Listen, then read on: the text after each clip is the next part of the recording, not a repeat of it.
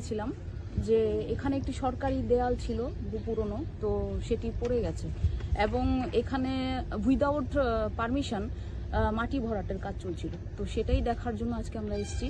আমি এসডিএম বিশালগড়, আমার সঙ্গে বিশালগড় রেভিনিউ সার্কেলের ডিসিএম সাহেব রয়েছেন, বিশালগড় পিএসের ওসি সাহেব রয়েছেন, সঙ্গে অন্যান্যরা রয়েছেন।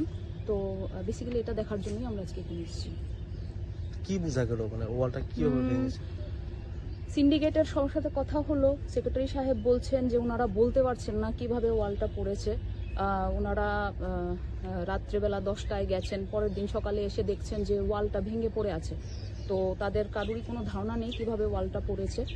তো আপাতত এটা এই নিরিখে আমরা একটা ইনকোয়ারি অবশ্যই করাবো। তো আমাদের কাছে একটা অভিযোগ ছিল, মানে মাটি ভরাটের জন্য জেসিবি দিয়ে ওয়ালটা মানে সরকারি সম্পত্তি ভাঙা হয়েছে, এরকম কোনো সত্যতা পাওয়া গেছে?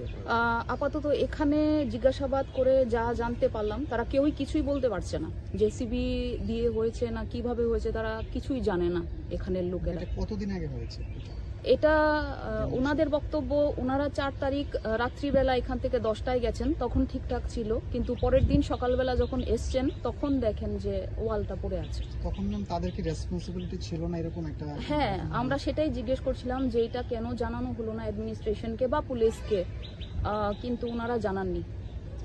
আপনাদের পেছনে একটা মানে মাটি ভরাট করা হয়েছে, সেই হ্যাঁ। জমিটার কি পারমিশন নেওয়া হয়েছিল? কিছু পারমিশন ছিল না।